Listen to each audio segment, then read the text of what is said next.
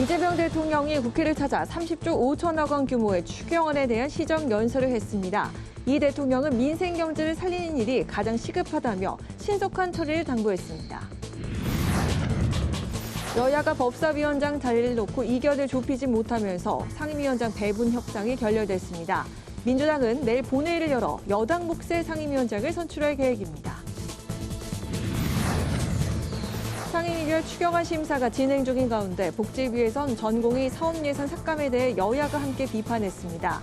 과방위에선 부처별로 흩어져 있는 인공지능 관련 예산이 쟁점이 됐습니다. 대기자의 시선으로 분석해보는 정가 동향, 기자, 대기자. 이재명 대통령이 취임 후 첫 시정연설을 했습니다. 핵심 메시지를 살펴보고 추경안 처리를 위한 예결위 구성과 상임위원장 배분 문제는 어떤 결론이 나와야 할지 살펴봅니다.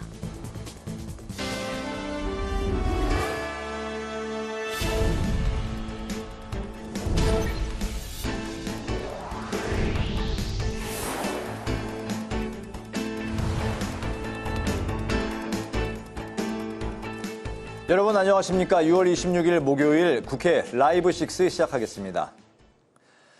국회가 오늘 본회의를 열고 이재명 대통령으로부터 30조 5천억 원 규모의 추경안에 대한 시정연설을 들었습니다. 이 대통령은 경제위기 가뭄 해소를 위한 마중물이자 경제 회복을 위한 최소한의 조치라며 추경안의 조속한 처리를 당부했습니다. 김동길 기자입니다. 이재명 대통령이 대통령 취임 후 처음으로 국회를 방문해 30조 5천억 원 규모의 2차 추경안에 대한 시정연설을 했습니다. 이 대통령은 우리 경제가 처한 상황이 절박하다며 추경의 필요성을 역설했습니다. 더딘 수출 회복과 내수 악화, 고물가 고환율, 그리고 4분기 연속 0%에 머물고 있는 경제 성장률을 지적했습니다. 또 가계 소비 감소와 자영업자의 빚 증가 등 민생의 어려움은 더욱 가중되고 있다고 말했습니다. 무너진 경제를 회복하고 민생 경제를 살리는 일은 지금 우리가 해결해야 할 가장 시급한 과제입니다. 2차 추경안은 민생 안정과 경기 진작에 초점이 맞춰졌습니다. 이번 추경안의 핵심인 민생회복 소비 쿠폰에 13조 원이 편성됐는데 전 국민 1인당 15만 원, 소득별로 최대 52만 원을 차등 지급합니다. 코로나 이후 빚더미에 오른 소상공인과 자영업자들을 위한 지원 방안도 담겼습니다. 7년 이상 연체된 5천만 원 이하의 빚을 탕감해주고 폐업 지원금도 인상합니다. 경기 활성화를 위한 SOC와 AI 신재생 에너지 투자를 위한 예산도 3조 9천억 원, 1조 3천억 원이 각각 배정됐습니다. 이 대통령은 정부의 역할과 타이밍을 강조하며 추경안 처리를 위한 여야의 적극적인 협력을 요청했습니다. 경제와 민생을 살리는데 여야가 따로 있을 수 없습니다. 이번 추가 경정 예산안은 경제 위기 가뭄 해소를 위한 마중물이자 경제 회복을 위한 최소한의 조치입니다.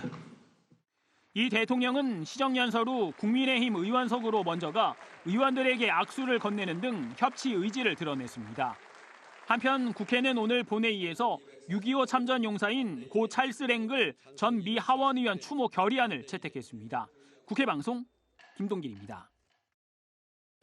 국회는 어제에 이어 오늘도 복지위, 과방위 등이 추경안 심사를 진행했습니다. 복지위에서는 전공의 예산 삭감이 쟁점이 됐고 과방위에서는 부처별로 흩어진 AI 예산이 도마에 올랐습니다. 한규미 기자의 보도입니다. 국회는 어제부터 상임위별로 2차 추경안 심사에 들어갔습니다. 복지위에서는 전공의 사업 예산을 41% 감액한 것에 대해 여야가 한 목소리로 비판했습니다. 민주당은 전공의 예산 삭감은 부정적 결과를 불러올 수 있고 수련 환경을 지원하기 위해 오히려 예산을 확대해야 한다고 강조했습니다. 현재 수련 프로그램들이 굉장히 부실하고 요 예산을 좀 대폭 늘려서 전체 26개 전문 과목의 수련 프로그램 개선으로 확대하는 방안을 적극 검토해 주시기를 부탁드립니다. 국민의힘도 전공의가 복귀하려는 시점에 지원 예산을 삭감하는 건 의정 갈등을 지속시킬 수 있다고 우려했습니다. 25년 본 예산을 10배 이상 증액하고서는 대려 전공의 복귀 분위기가 형성되는 지금 시점에 1,200억 이상이라는 삭감을 한다는 것은 전공의들에게 자칫 잘못된 시그널을 줄 수 있다고 생각하고 있습니다. 조규홍 보건복지부 장관은 추경안 제출 이후 전공의 복귀 의사 발표가 있었다고 해명하고 정부가 약속한 예산을 확보하기 위해 노력하겠다고 말했습니다. 복귀 의사 발표가 저희 추경안 제출 이후에 나온 겁니다. 그래서 반영을 못했는데 만일 그 예결위에서 최종 예산안이 확정되기 전에 추가적인 복귀가 가시화되면은 예결위 논의 과정에서 증액을 하고. 과방위에서 여야는 인공지능 선도를 위한 정부 핵심 예산이 부처 이기주의로 분산된 점을 지적했습니다. 민주당은 기재부의 조정 역할이 부족했다고 질책했고 국민의힘도 과기정통부 주도로 인공지능 예산 배정과 사업 추진을 이뤄야 한다고 주장했습니다. 국토위에선 광역버스 공공성 강화와 대전의 도로 신규 건설 등을 고려해 정부안보다 99억 원 증액한 추경안을 의결했습니다. 국회 방송 한규입니다. 여야의 상임위원장 협상이 오늘도 불발됐습니다. 법사위원장 배분을 놓고 여전히 이견을 좁히지 못하고 있는데요. 민주당은 우선 내일 본회의를 열고 여당목 상임위원장 선출에 나선다는 방침입니다. 보도에 강민지 기자입니다. 대선 이후 몇 주째 이어지고 있는 상임위원장 협상. 여야 원내대표가 오늘도 마주 앉았지만 1시간 넘는 회동 끝에도 입장차만 확인한 채 빈손으로 끝났습니다. 쟁점은 역시 법사위원장과 예결위원장. 국민의힘은 여야 구도가 바뀐 만큼 제2당인 자신들이 맡아야 한다며 배분 재조정을 요구했고 민주당은 여당목 4개 위원장을 예정대로 선출하겠다고 맞섰습니다. 법사위나 예결위원장을 야당에게 양보하지 하는 것을 요구했고 이것이 들어지지 않는 상황에서 현재 본회의 개최는 협력하기 좀 어렵다. 저희 입장은 4개 상임위 비어있는 현재 공석으로 있는 4개 상임위원장에 대한 임면 절차도 거쳐야 된다. 선임 절차도 거쳐야 된다. 이렇게. 협상이 끝내 결렬되자 민주당은 단독으로라도 선출하겠다며 우원식 국회의장을 찾아 본회의 개의를 공식 요청했습니다. 6월 내 추경 처리를 위해선 예결위원장 선출이 시급하다고 강조했습니다. 국회의장님께서 굉장히 아주 소상히 잘 알고 계십니다. 그래서 지금까지의 과정을 종합적으로 이렇게 판단하셔가지고요. 이렇게 저희는 요청드렸고 내일 아침에 결정해 주시겠다고 했습니다. 민주당의 본회의 강행 시도에 국민의힘은 보이콧을 포함한 대응 방안을 원내 지도부와 의총에서 논의하겠다는 방침입니다.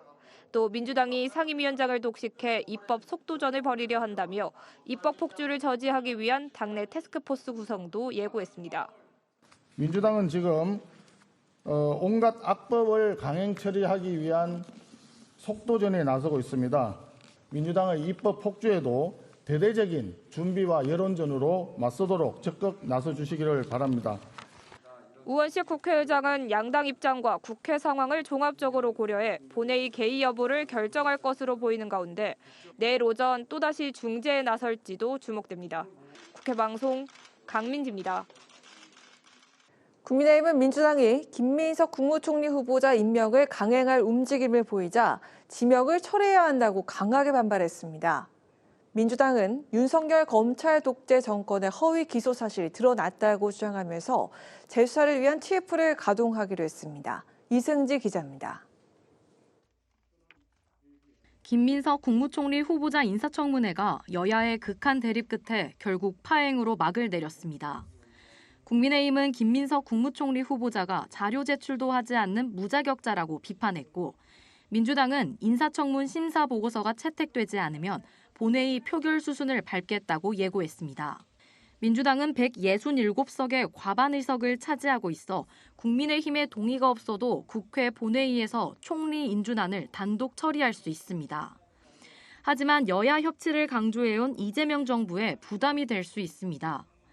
국민의힘은 이재명 대통령을 향해 협치 복원을 위한 김 후보자 지명 철회를 거듭 압박했습니다. 송원석 원내대표는 김 후보자와 민주당이 증인도 참고인도 자료 제출도 없는 사상 최악의 인사청문회를 만들었다고 평가했습니다. 또 하나마나한 청문회라 지칭하며 야당의 정당한 의혹 제기를 인신공격과 조작 프레임으로 몰아가는 염치 없는 태도까지 보였다고 비판했습니다. 한편 민주당은 정치검찰 조작수사 진상조사 TF를 내일 출범할 예정이라고 밝혔습니다. 검찰 수사를 받던 중 2022년 해외로 도피한 배 회장은 이틀 전 언론 인터뷰에서 북한과의 협력은 순수한 사업 목적이었고 이재명 대통령이나 경기도와는 무관하다고 주장했습니다. 황정화 민주당 대변인은 브리핑을 통해 배 회장은 자신과 김성태 전 쌍방울 그룹 회장이 북한과 업무 협약을 맺은 것은 사업 이득을 위한 것이라고 말했다고 전했습니다. 황 대변인은 대북 송금 의혹에 윤석열 검찰이 처음부터 설계하고 조작한 수사 공작임이 드러나 TF를 구성하게 됐다고 설명했습니다. 국회방송 이승지입니다.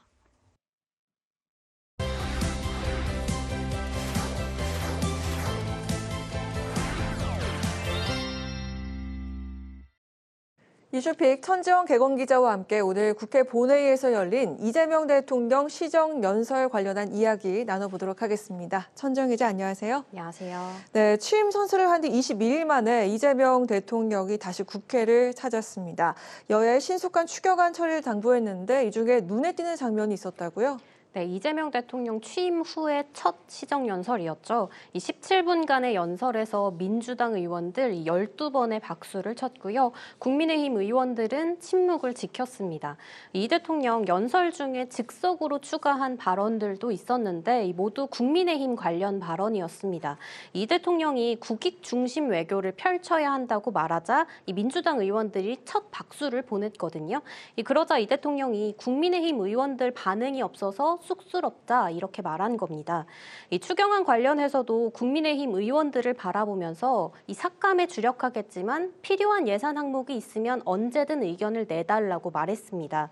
이 연설을 마무리하면서도 어려운 자리를 함께 해줘서 진심으로 감사하다 이렇게 말했고요. 이 퇴장하면서 이 대통령 국민의힘 의원들에게 다가가서 악수를 청했습니다. 이 의원들도 웃으면서 화답했는데 일부 의원들은 짧은 대화를 나누기도 했습니다. 이 자리에서 권성동, 임종득 의원 등이 이 김민석 국무총리 임명은 안 된다 이렇게 의견을 냈고요. 이 대통령은 권 의원에게는 알겠다면서 팔을 툭 이렇게 쳤고 임 의원에게는 어렵지 않겠냐 이렇게 답했다고 합니다. 이 민주당 의원들은 이 대통령이 본회의장을 들어서고 나설 때 모두 기립 박수로 맞이했습니다. 이 당대표에 출마한 정청래 박찬대 의원이 나란히 서 있자 이 대통령이 이 두 사람의 손을 겹쳐 잡으면서 격려하기도 했습니다. 그랬군요. 이재명 정부의 첫 추경안, 민주당은 6월 임시국회 내 처리하겠다 이런 입장인데 무엇보다 추경안 통과를 위해선 상임위원장 배분 문제가 우선시가 돼야 될 텐데요. 어떻습니까? 여야가 수차례 만나서 논의를 하고 있지만 이견을 좁히기에는 쉽지 않아 보입니다. 여야는 국회 상임위 5개 위원장 자리를 두고 협상을 하고 있는데요. 이 예결위원장, 법사위원장, 기재위원장, 문체위원장, 그리고 운영위원장이 대상입니다. 이 당초 기재위원장만 국민의힘 소속이었고 이 나머지 상임위원장은 모두 민주당 소속 의원이 맡았습니다. 이 국민의힘은 법사위원장과 예결위원장을 요구하고 있는데요. 이 그간의 관례를 비추어 보면 이 원내 1당이 국회의장을 맡았고 2당이 법사위원장을 맡았거든요. 이 국민의힘은 이 관례를 강조하면서 이 대선을 통해서 여야가 바뀌었는데 이 민주당이 양보해야 하는 거 아니냐 이런 입장입니다. 이 민주당은 지난해 원구성 당시 합의한 2년의 상임위원장 임기를 지켜야 한다고 주장하고 있는데요. 민주당은 오는 4일 추경안 처리 시한을 지키기 위해 야당 몫인 기재위원장을 제외한 4개 상임위원장을 내일 본회의에서 선임해야 한다는 방침입니다. 그런데 예결위원장만 우선 임명하고 이 나머지는 협상의 여지를 열어두는 방안도 거론되고 있습니다. 네, 국민의힘 상황 살펴보도록 하겠습니다. 송원석 원내대표가 공언한 당내 혁신위원회 상황도 살펴보겠습니다. 김용태 비대위원장 임기가 얼마 남지 않았습니다. 혁신위가 과연 언제 출발할 수 있을까요? 여러 상황이 얽혀 있지만요. 이 국민의힘 혁신이 이르면 다음 주 출범할 수 있다는 전망이 나옵니다. 이 국민의힘은 국민 눈높이에 맞는 혁신위를 꾸리겠다고 다짐했는데 이 발언 먼저 들어보시죠. 네. 혁신위가 출범이 되면 혁신위가 명목상을 그냥 말만 혁신을 하는 그런 기구가 아니라 실질적으로 당의 혁신을 이끌어낼 수 있는 기구가 될 수 있도록 권한과 책임을 확실하게 부여를 할 생각입니다. 김용태 비대위원장 임기는 30일까지, 이 전당대회까지는 한 달가량 비대위 체제가 불가피한데요. 당내에선 송원석 원내대표가 비대위원장 자리를 겸직할 수 있다는 이야기가 나옵니다. 현재 비대위원이 모두 사퇴한 상황이라 안건 의결이 불가능한 상태거든요. 만약 송 원내대표가 새 비대위를 꾸린다면 당의 기구로서 혁신위를 설치할 수 있게 됩니다. 다만 8월 중순 정도로 예상되는 전당대회 시점까지 혁신위가 유의미한 결과물을 낼 수 있을지 당내 우려도 나옵니다. 전당대회 방식에 대해 일각에선 집단 지도체제로 전환해야 한다는 목소리도 있는데요. 현재는 당대표와 최고위원을 따로 뽑고 있습니다. 이 경선을 하나로 합쳐서 1등은 대표 최고위원, 차순위 득표자들은 최고위원이 되는 방식으로 바꾸자는 겁니다. 이 국민의힘은 과도한 권한 집중 문제를 해결하기 위한 대안으로 검토하고 있다고 했는데요. 이 친한계에서는 대표의 결정을 무력화시키는 구조 아니냐 이런 지적을 하고 있습니다. 네, 그리고 민주당은 검찰의 대북 송금 의혹 사건 수사의 진상을 규명하는 TF를 발족하기로 했습니다. 검찰 개혁을 신속히 추진해야 할 이유가 명확해졌다, 이런 이야기도 지금 나오고 있다고요? 네, 최근 한 언론 인터뷰에서 이 검찰 수사를 받다가 해외로 도피한 이 배성윤 KH그룹 회장이 이 대북 송금 사건은 이재명 대통령, 이 경기도와는 전혀 무관한 사건이라고 밝힌 게 발단이 됐습니다. 이 민주당은 이재명 죽이기 공작의 실체가 드러났다고 했는데 발언 먼저 들어보시죠. 정치검찰이 이재명 당시 경기도지사에게 대북 송금을 지시 승인했다는 혐의를 덮어 씌우는 이른바 이재명 죽이기 수사 공작을 설계하고 조작해왔음이 분명하게 드러나고 있습니다. 배 회장은 인터뷰에서 자신이 김성태 전 쌍방울그룹 회장과 함께 북한과 업무 협약을 맺은 건 자신들의 사업 이득을 위해 비밀리에 추진한 거라고 했는데요. 2019년에서 20년 경기도가 북한 측에 지급하기로 한 스마트팜 사업 비용과 당시 도지사였던 이 대통령 방북 비용 800만 달러를 쌍방울 측이 북한 인사에 대납했다는 의혹이 대북 송금 사건의 내용인데요. 이 대통령은 이 사건과 관련해 기소돼 1심 재판이 진행 중입니다. 이 김병기 대표 직무대행은 검찰의 허위 기소가 사실로 드러난 만큼 즉각적인 재수사가 필요하다고 주장했습니다. 내일 민주당은 정치검찰 조작기소 진상규명 TF를 발족할 예정인데요. 민주당은 대북 송금 사건을 포함한 정치검찰의 수사 공작에 대해 진상규명을 하겠다는 의지를 밝히면서 검찰개혁에 속도를 내고 있습니다. 네, 오늘 이슈빅도 천지연 개공기자가 잘 꼽아주셨습니다. 오늘 말씀 여기까지 듣겠습니다. 고맙습니다.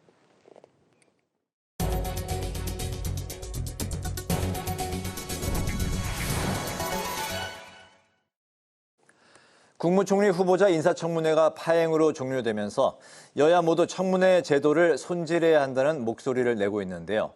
과도한 신상 털기를 막아야 한다는 주장과 부실한 자료 제출로 깜깜이 청문회가 됐다는 주장이 맞서면서 여야가 관련 입법에 속도를 내고 있습니다. 김지수 기자가 전합니다. 후보자의 도덕성 검증을 비공개로 진행하는 내용의 인사청문회법 개정을 추진 중인 더불어민주당. 청문회를 통해 후보자에 대한 자질과 도덕성, 정책 역량 등 종합적인 검증을 해야 하는데 현행 제도는 도덕성 검증에만 매몰돼 있다는 겁니다. 이혼한 전 부인까지 증인으로 채택해야 한다고 주장합니다.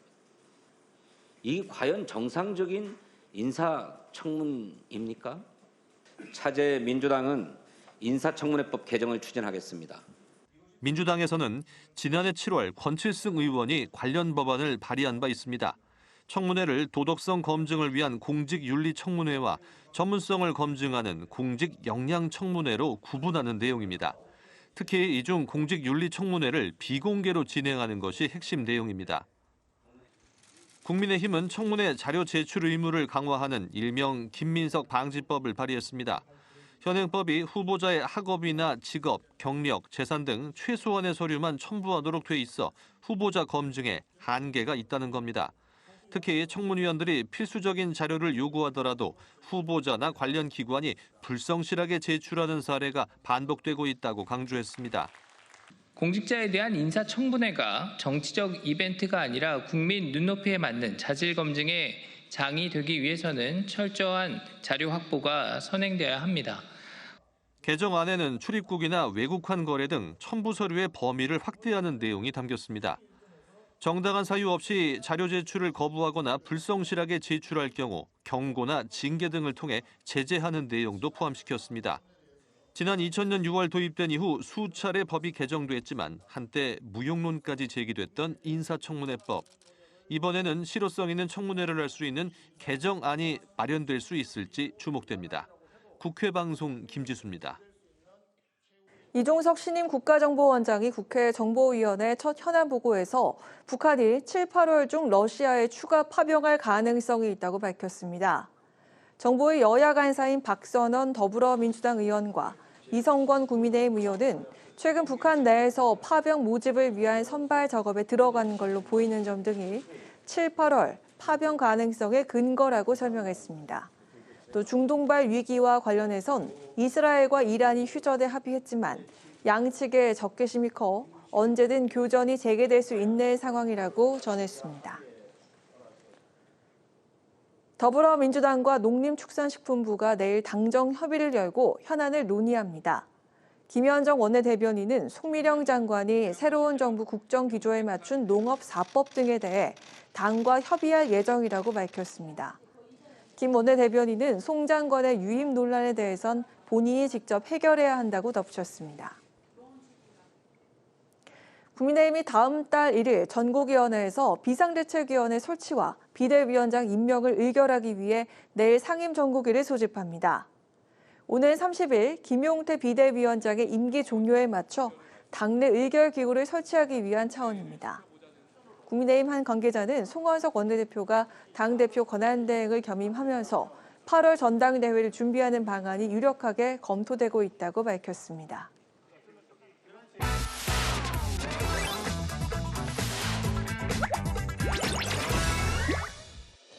6월 26일 강아랑이 전해주는 정치권의 뜨거운 말말말 강아랑의 정치랑입니다.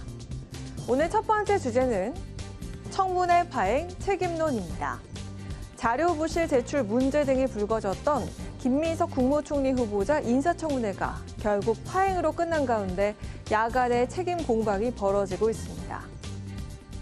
국민의힘의 억지 정치 공세와 청문회 파행 유도는 국정 발목 잡기를 넘어서 대선 불복까지 염두에 둔 의도가 아닙니까? 당장 인사청문회장으로 돌아와 청문 보고서 채택에 협조하십시오. 너무 무자료로 계속 김민석 후보의 입만 바라보는 이제 청문회가 진행되고 있다 보니 새로운 의혹이 계속 나오고 있었습니다. 그냥 소위 뭉개고 진행이 되더라고요. 후보 입으로 약속했던 최소한의 소명 자료가 주면 거기에 기반한 인사청문회를 국민들이 더 많이 원하신다면 해서 마무리될 수 있지 않을까. 김 후보자는 과거 정치자금법 수사에 대해서 검찰의 표적 수사라고 주장해온 바 있습니다. 어제도 야당의 검증 공세에 대해서 제2의 논두렁식의 프레임이라고 주장하며 억울함을 호소했습니다. 어떻게 정과 사범인데 4번을 다 표적 수사를 합니까? 답변이 조작됐다는 말은 들어봐서 질문이 조작됐다. 질문이 조작됐다. 예.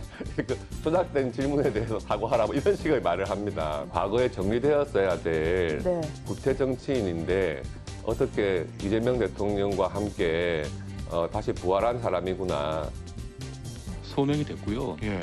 제가 이제 이번 인사청문회 준비하면서 야 이분이 참 청렴하구나 정치적인 프레임 그런 것을 이제 후보 입장에서도 많은 생각을 했던 것 같아요.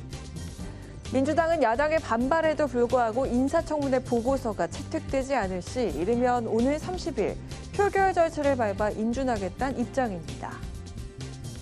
우리도 한덕수의 재산 문제라든가 그런 게 김민석 후보자에 비해서 거의 40배 많은 사람이었거든요. 근데 통과시켜줬죠. 김민석 후보자의 경우는 사실은 빈자에 해당될 정도로 제가 국회의원 중에서도 재산이 좀 적은 편이거든요. 저보다 절반밖에 안 됩니다. 더 얼마나 증명하라는 얘기인지. 민주당이 당연히 숫자로 밀어붙일 거라고 저는 보고 있습니다. 국가 예산이 얼마인지도 모르고 우리 빚이 얼마나 되는지도 모르고 고도의 전문성이 요구되는 이 국제사회에서 대한민국 총리가 저 정도의 상식을 가지고 과연 국정을 끌어갈 수 있겠는가라는. 오늘 추경 시정연설을 위해 국회를 찾은 이 대통령은 야당의 지명철의 요구에 어렵지 않겠냐며 선을 그은 상황이기도 한데요. 인사청문회법에 따르면 국회는 임명동의안이 제출된 날로부터 20일 이내에 심사 또는 인사청문을 마쳐야 합니다. 여야가 법적으로 정해진 시일 내에 인사청문 경과 절차를 마칠 수 있을지 이목이 집중됩니다. 이어서 오늘 두 번째 주제는 코스피 5천 가능성입니다. 자본시장도 정상화해야 합니다. 자본시장의 투명성과 공정성을 회복하면 경제도 살고 기업도 제대로 성장 발전하는 선순환으로 코스피 5천 시대를 열어제칠 수 있습니다. 이재명 대통령이 오늘 추경 처리를 위한 국회 시정연설에서 또 한 번 코스피 5천 시대에 대한 자신감을 드러냈습니다. 민주당 또한 지난 23일 코스피 5천 특별위원회 발대식을 열고 주식시장 활성화를 본격적으로 추진하겠다는 의지를 드러낸 가운데 상법 개정안에 대해서도 신속하게 처리하겠다는 입장입니다. 일관되게 자본시장 친화적인 정책을 쓴다면 5천까지 가는 것도 현실로 가능하지 않겠는가. 특히 핵심은 상법 개정 등을 통한 이사의 책임을 좀 강화하는 것이다. 만약에 지금 상법 개정을 추진도 하지 않으면 다시 2,500으로 주저앉을 수도 있는 겁니다. 실물 경제에 기반한 건강한 코스피 5천이 아닐 것으로 예상되는 것이기 때문입니다. 상법 개정안이 통과가 된다면 선의의 투자와 생산적 경쟁이 위축되고 기업 경영권을 둘러싼 외국 투기자본 공격의 대상이 될 가능성이 너무 많습니다. 정부에 취약한 개인 투자자들은 결국 손실을 입게 될 또 가능성이 많다고 보입니다. 경제 6단체 상금 부회장단이 어제 국회에서 여야를 만나 상법 개정안에 대한 우려를 전하면서 일단 민주당은 추가적인 논의를 해보겠다는 뜻을 밝힌 상황입니다. 하지만 이재명 정부의 증시 레벨업 의지로 코스피가 3년 6개월 만에 3,000선을 돌파한 데 이어 3,100선까지 뚫은 상황인 만큼 상법 개정안을 통한 코스피 상승에 기대감을 걸고 있는 것으로 보입니다.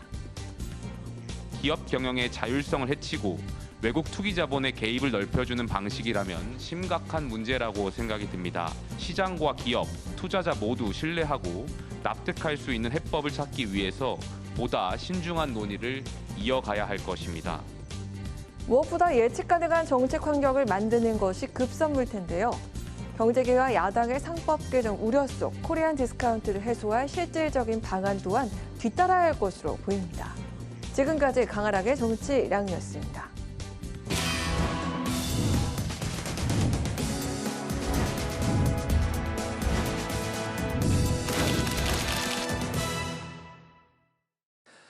네, 정치권 동향을 대기자의 시선으로 짚어보는 기자 대기자 시간입니다. 오늘도 최병묵 전 TV조선 해설위원, 성환용 한겨레신문 선임 기자 두 분과 함께하겠습니다. 어서 오십시오. 반갑습니다. 네, 안녕하세요. 네, 오늘 최 의원님께서 발제해 오셨죠. 네, 이재명 대통령의 추경 시정연설이 오늘 있었고요. 네. 그다음에 김민석 국무총리 후보자 청문회가 어제 사실은 뭐 제대로 끝나지 않고 결국 네. 파행 끝에 종료가 됐습니다. 이 두 가지를 다뤄보겠습니다. 알겠습니다. 이재명 대통령이 취임 후 첫 추경 시정연설을 했습니다. 경제는 타이밍이고 신속한 추경 편성과 속도감 있는 집행을 통한 내수시장 회복을 강조했는데요. 여당은 여러 차례 박수를 통해서 환호했고 야당에선 침묵만이 흘렀습니다. 시정연설의 핵심 메시지와 또 현장 분위기를 어떻게 지켜보셨을지 먼저 성 의원님 말씀부터 들어볼까요? 네, 일단 뭐 보기 좋더라고요. 대통령 입장할 때 국민의힘 의원들이 일어섰고요. 네. 예의를 갖춘 거죠. 물론 이제 그 시정연설 내용에 동의하지 않기 때문에 박수를 칠 수는 없는 겁니다. 그런데 또 연설 끝나고 이재명 대통령이 국민의힘 의원들한테 가서 이렇게 먼저 다가갔죠. 그렇습니다. 악수 여당보다 야당을 먼저. 예. 원래 사실 그런 관행이 좀 있어요. 그렇게 했고 또 국민의힘 의원들이 악수를 나누면서도 뭐 예를 들어서 뭐 김민석 국무총리는 안 됩니다. 라든가 이제 이런 얘기들을 권성동 의원 뭐 다른 분도 했다고 그래요. 나경원 의원도 했다고 그러고요. 이제 그런 얘기들을 하고 또 거기서 뭐 알겠다, 잘 참고하겠다, 뭐 이런 얘기도 하고 이렇게 자연스럽게 대화를 나누는 모습 자체가 굉장히 좀 보기가 좋았던 것 같아요. 그래서 그런 그 분위기가 내용보다도 더 중요한 거 아닌가 이런 생각이 들고요. 그다음에 내용도 생각보다 그렇게 뭐 장황하지 않더라고요. 뭐 메시지가 좀 간단한 편이에요. 이게 이 대통령 혼자 이게 나라를 잘 되게 할 수는 없다 이런 얘기가 좀 인상적이고요. 그다음에 이제 이 인수위원회 없이 출범을 했는데 지금 이렇게 시급하게 좀 추경을 해야 되는 이유는 경제가 그만큼 지금 너무나 어렵기 때문이다. 이제 이런 얘기, 절박성을 얘기했고요. 경제는 타이밍이다. 그러니까 지금 좀 했으면 좋겠다 이런 얘기를 비교적 뭐 간결하게 할 얘기만 잘 했고요. 물론 이제 이 내용에 대해서 국민의힘에서 동의하지는 않을 겁니다. 철학 자체가 다르니까. 하여튼 대통령으로서는 최선을 다해서 예의를 갖춰서 시정연설을 한 거 아닌가 이렇게 평가할 수 있을 것 같습니다. 야당 의원들도 대통령 대하는 태도가 나쁘지 않았던 것 같고 최소한의 예의를 갖췄던 것 같고 대통령의 시정연설도 비교적 무난하게 마무리가 된 것 같은데 어떻게 평가하십니까? 그러니까 이재명 대통령이 이제 사실은 뭐 정치를 오래 한 사람이잖아요. 그러다 보니까 정치적 퍼포먼스가 꽤 하여튼 남달랐다 뭐 하는 부분. 그러다 보니까 지금 또 정권 초반이고 초반에 야당이 뭐 사실 굉장히 지금 집권당하고 이렇게 뭐 부딪히는 현안들이 그렇게 많지는 않아요. 물론 이번 추경안에 구체적인 내용으로 들어가면 좀 의견이 많이 갈리죠. 그러나 기본적으로 이재명 대통령이 오늘 시정연설에서 한 얘기는 추경을 빨리 해달라는 거죠. 그렇게 돼서 경기를 회복시키겠다. 근데 뭐 그런 대원칙은 원래부터 국민의힘도 반대하지는 않았거든요. 다만 그 중에 이제 현금 살포성 뭐 지역화폐 뭐 그다음에 이제 부채 탕감 이제 뭐 이런 부분에 아주 작은 부분 아주 구체적인 방법에 있어서는 좀 의견을 달리하는 부분이 있었지만 추경을 하는 부분에 있어서는 크게 이의를 제기하지 않았기 때문에 그런 점에서는 뭐 오늘 아주 큰 원칙에서 부딪힐 일은 없었다. 거기다가 이재명 대통령 본인이 야당에 대해서 또 이런저런 여러 가지의 어떤 메시지 같은 걸 전달하고 뭐 그 부분에 관해서 또 이렇게 뭐 충돌하는 모습을 보이지 않았기 때문에 야당도 그에 상응하는 정도의 저는 예우를 했다. 그래서 과거 대통령들의 시정연설보다는 분위기가 제법 좋았다. 저도 이렇게 평가를 합니다. 문제는 이제 이런 움직임이 실제 집권당의 모습 뭐 예를 들어서 이제 뭐 상임위원장 배분이나 뭐 이런 거에 어느 정도 연결돼서 이 흐름이 계속 유지가 되면 좋겠지만 현재 또 흐름은 그렇지가 않거든요. 그래서 조금 더 지켜봐야 할 부분이 많다 이렇게 생각을 합니다. 현재 흐름이 그렇게 이제 화기애애한 분위기만은 아니다 이제 말씀을 하셨는데 바로 그 지점을 한번 좀 짚고 화두로 좀 던질까 합니다. 오늘 여야 원내대표가 만나서 상임위원장 재배분과 본회의 개최 일정을 협의했지만 이견을 좁히지 못했습니다. 이후에 민주당은 법사위원장에 이춘석 의원, 예결위원장에 한병도 의원을 내정했다고 밝혔고 또 소속 의원들에게 내일 본회의에서 선출을 부탁한다고 공지했습니다. 앞으로 법사위원장을 포함한 상임위원장 배분 문제 좀 어떻게 흘러갈 걸로 보시는지 성 의원님 말씀해 주시죠. 그러니까 이제 오늘 우원식 국회의장이 여야 원내대표들을 좀 보자 했는데 국민의힘 쪽에서는 그걸 그렇게 갑자기 보자 그러면 어떻게 하느냐 일정이 있다 그래서 안 갔다고 그래요. 좀 모양이 좀 이상하게 됐죠. 어쨌든 국민의힘에서는 지금 법사위원장을 야당이 가져야 된다. 그러니까 이 기회에 상임위원장 선출을 다시 하자 이런 요구를 하는 거고요. 민주당에서는 2년 1년마다 원구성 협상을 다시 하니까 뭐 1년 뒤에 뭐 그때 가서 다시 얘기해 보자. 지금 이러고 있는 겁니다. 네. 그래서 이거는 별로 그 절충점이 없는 것 같아요. 근데 문제는 법사위원장을 정청래 의원이 하다 물러났기 때문에 지금 새로 선출을 해야 되는 건데 사실은 예산결산특별위원회 위원장은 임기가 1년이기 때문에 지금 비어 있거든요. 공석입니다. 네. 그래서 예결위원장을 선출을 해야 추가 경정 예산안 심의를 할 수가 있어요. 그래서 생각보다 이게 그렇게 그 뭐 여유가 있는 그런 상황이 아닙니다. 그래서 네. 지금 민주당에서는 국민의힘에서 이 문제를 갖고 양보를 안 하면 다음 주 월요일 정도에는 본회의를 열어서 뭐 상임위원장 선출을 하고 그래서 이제 추경안 예산안 심의에 일단 들어가겠다. 뭐 이제 이렇게 공개적으로 얘기를 하고 있는 거죠. 그런데 어쨌든 그 이제 다음 주 월요일이니까요. 오늘 목요일이죠. 아직 3, 4일 있습니다. 그래서 정치라는 게 뭐 꼭 마감 시간 다 돼야 뭐 타협이 되고 이런 측면이 있으니까 네. 월요일까지 좀 지켜봐야 될 것 같습니다. 네, 국민의힘은 이제 법사위원장, 예결위원장을 모두 좀 양보해달라 이런 입장인데 이게 쉽게 그럴 분위기가 이제 아닌 것 같고 바로 내일 이제 본 회의에서 두 상임위원장의 이제 선출이 결정이 될 것 같습니다.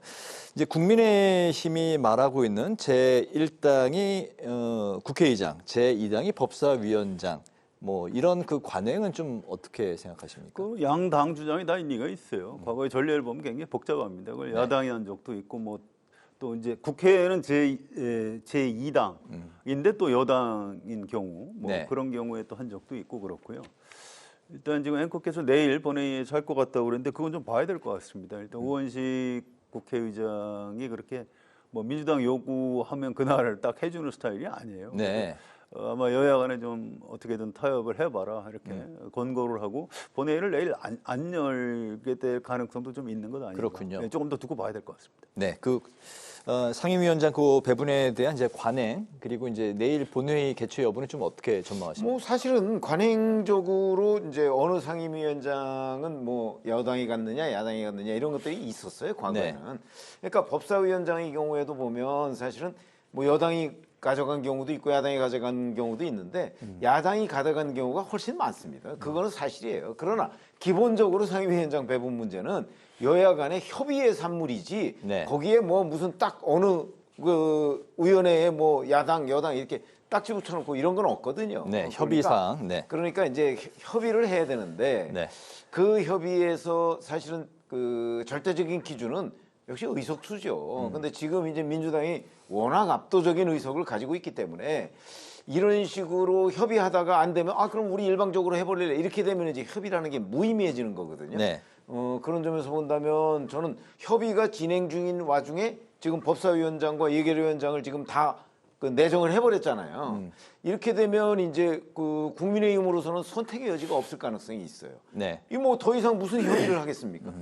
이렇게 되면 결국 이제 또다시 그 대결로 갈 수밖에 없는 상황이 아닌가 그런 점에서 본다면 나중에 최종적으로 협의의 결과가 어떻게 됐든 간에 사실은 협상 도중에 그 상임위원장들을 내정을 해버리면 그건 협상을 깨는 처사다 해서 바람직하지 않다 저는 이렇게 생각을 하고요.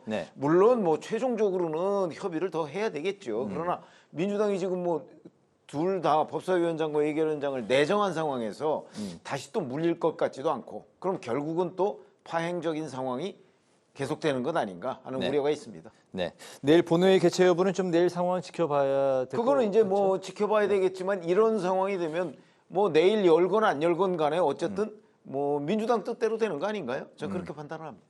알겠습니다. 이런 분위기 속에서 이틀 동안 열린 김민석 총리 후보자 청문회는 자료 제출 공방을 벌이다가 결국 파행이 됐습니다.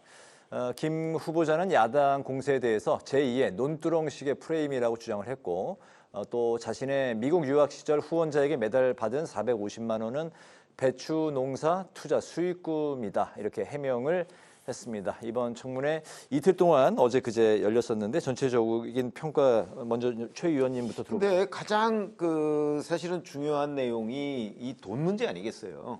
근데 그 돈 문제와 관련해서 대법원 판결에서 이미 확정된 내용을 지금 뒤집고 있잖아요. 배추농사 수익금이라는 거. 대법원 판결에 보면 그게 생활비조로 무상송금했다고 돼 있거든요. 네. 그러면 이 배추농사 수익금이라고 만약에 그 당시의 그 수사나 재판 과정에서 주장을 했더라면 이게 결과가 어떻게 될지 모르죠. 근데 그 당시에 주장하지 않았던 내용을 그리고 대법원까지 확정 판결에서도 인정되지 않았던 내용을 지금 이제 들고 나오면서 또 아무런 근거도 제시하지 않아요. 네. 이걸 믿어달라는 거는 전 그 국민에 대한 모독이라고 생각을 하고요. 그다음에 다른 부분도 이제 수시로 그 돈의 출처에 대해서 말을 바꿔왔거든요. 네. 처음에는 뭐 강연료, 뭐 행사비, 뭐 등 기타 소득이라고 얘기했다가 그 다음에는 뭐 경조사비, 출판기념회라고 얘기했다가 나중에는 또 그거로도 숫자가 안 맞으니까 뭐 장모님 도움을 받았다까지 얘기를 했거든요. 네. 이런 부분은 점점 더 이 검증이 안 되는 쪽으로 돈의 출처를 자꾸 말을 바꿨다. 이런 진술은 신뢰를 받기가 어렵죠. 그런 점에서 본다면 그 처음부터 이 돈의 출처에 관해서는 본인이 명확하게 소명할 생각이 없었던 것 아닌가. 그래서 그냥 버티고 어찌됐든 이틀만 지나가면 공청리가 된다. 뭐 이런 생각으로 계획을 세웠던 것이 아닌가라는 관점에서 본다면 네. 이 청문회에서 그 김민석 후보자가 가지고 있는 핵심적인 의혹은 하나도 해명이 안 됐다. 저는 이렇게 판단을 합니다. 네, 자료 제출이 미흡했고 처음부터 해명에 대한 자세가 결여됐던 게 아니냐. 네. 뭐 해명은 하긴 했죠. 그런데 해명을 뒷받침할 만한 자료를 안 냈어요. 그건 이제 명백히 잘못된 거고요. 네. 그 부분에 대해서는 뭐 방어가 잘 안 될 겁니다. 또 하나 이제 아쉬운 건 어쨌든 인사청문회면은 이제 중요한 증인들을 여야가 합의해서 증언을 좀 듣고 이러면 좋은데 이제 여당 쪽 의원들은 이건 국민의힘에서 아예 판 깨려고 무리한 증인을 요구하다가 합의가 안 됐다 이렇게 얘기하는데 네. 그건 아닌 것 같아요. 이게 어쨌든 그 지금 증인 한 명도 없이 이틀 동안 인사청문회가 진행된 거는 여당에서 뭔가 좀 증인을 부르고 싶지 않았기 때문에 이런 모양새가 갖춰진 것 같습니다. 이건 굉장히 안 좋은 관행을 남긴 것 같아요. 앞으로 이제 장관 후보자 인사청문회가 또 계속 열릴 텐데, 네. 그럼 그때도 이를테면 그 장관 후보자한테 불리한 증인들을 한 명도 안 부를 생각인지 내가 지금 민주당 의원들한테 좀 물어보고 싶은 대목이에요. 이건 잘못된 겁니다. 이건 고쳐야 되고요. 이제 역시 그 재산 문제인데 하여튼 이게 상식적으로 볼 때는 뭐 그분하고 정상적인 돈 거래라기보다는 후원의 성격이 꽤 있었던 것 같다. 이런 이제 의심은 듭니다. 그런데 그걸 또 이거는 뭐 불법 정치 자금이다 이렇게 단정할 수 있는 근거도 사실은 없어요. 네. 국민의힘 의원들도 이제 그걸 입증해내는 데는 좀 실패를 했고요. 또 한 가지 이런 현실적인 이런 측면이 있습니다. 지금 정치인들이 공식적으로 정치 후원금 받는 창구 말고 출판기념회나 경조사를 통해서 좀 이렇게 정치 자금을 걷는 그런 현실이 사실은 있습니다. 저도 정치인들 출판기념회 아는 사람들한테 초청받아서 가면 뭐 책 예를 들어서 2만 원이다. 그럼 제가 딱 2만 원만 주고 오게 되지는 않더라고요. 봉투에다 뭐 좀 아주 가까운 사람이면 뭐 10만 원, 뭐 그렇지 않은 사람이면 뭐 한 5만 원 이렇게 해서 이제 주고 오고. 근데 나중에 얘기를 들어보면 그 방식으로 현금을 좀 꽤 확보를 한다고 그래요. 잘못된 관행이지만 그런 현실적인 측면이 있고 김민석 후보자의 경우에도 본인의 그런 해명, 출판기념회하고 뭐 장인상, 뭐 이 부분 그 설명을 뭐 거짓말이다 이렇게 얘기하기는 좀 어려운 것 같아요. 네네. 그런 그 출판기념회나 부의금을 통해서 좀 현금을 좀 이렇게 받은 거는 사실인 것 같습니다. 그런데 그걸 이제 증빙할 수 있는 뭐 자료 같은 걸 하나도 안 냈기 때문에 김민석 후보자의 설명이 좀 설득력이 떨어지는 건 사실입니다. 어쨌든 이게 사실은 이 기회에 정치인들도 이 출판기념회나 이런 부분에 대해서 좀 법률적으로 좀 정비를 했으면 좋겠어요. 이걸 계속 이렇게 그 틈새가 벌어진 상태로 이렇게 그냥 가는 거는 좀 옳지 않은 것 같고요. 이번 기회에 좀 이 부분에 대한 논쟁이 좀 벌어졌으면 좋겠다 이런 생각입니다. 네, 이런 분위기이기 때문에 청문 보고서 채택이 이제 좀 사실상 어려운 분위기 같은데 그렇다면 결국 민주당 단독으로 임명 동의안이 통과될 것인지 최 의원님 어떻게 보십니까? 아니 지금 뭐 압도적 의석수고요. 네. 민주당은 그런 방침 아닙니까? 그러니까 다음 주쯤에 아마 이제 청문 보고서 채택 여부와 관련 없이 결국은 표결에 붙여서 국민의힘은 퇴장한 가운데 민주당과 민주당 주변 정당 그 단독 이렇게 해서 아마 처리가 될 가능성이 대단히 높다.